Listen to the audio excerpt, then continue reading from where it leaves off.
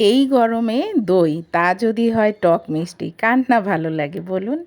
আমি আজ আপনাদের জন্য নিয়ে এলাম টক মিষ্টি দই। তো প্রথমেই আমি লিকুইড আধা লিটারের দুধ আমি এখানে জাল দিয়ে নিচ্ছি। তার সাথে দিয়ে দিচ্ছি বড় চামচের 2 চামচ গুঁড়ো দুধ। তার সাথে আমি দিয়ে দিচ্ছি অল্প সামান্য চিনি, কারণ আমি এখানে যেহেতু টক মিষ্টিটা বলছি এজন্য চিনিটা আমি কম দিচ্ছি। আপনারা যদি চান বেশি চিনি ব্যবহার করতে পারেন। চিনি দিয়ে ভালো মতন আমি জাল দিয়ে নেব।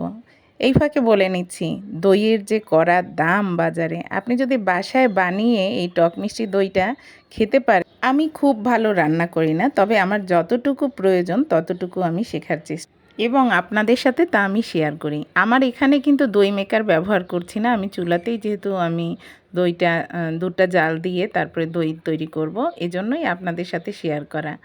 তো আমি প্রথমে দুধটা ভালোভাবে জাল দিয়ে নিলাম। যখন দুধটা ঘন হয়ে আসবে তখন এটা ঠান্ডা করব, এবং ঠান্ডা করার পরে একটি কথা, আমি এই বাটিতেই দই কিনে নিয়ে আসছিলাম, অল্প একটু দই রেখে দিয়েছিলাম। সেই দুধের সাথে আমি এই যে অল্প একটু দই রেখেছিলাম সেই দইটা মিলিয়ে নেব।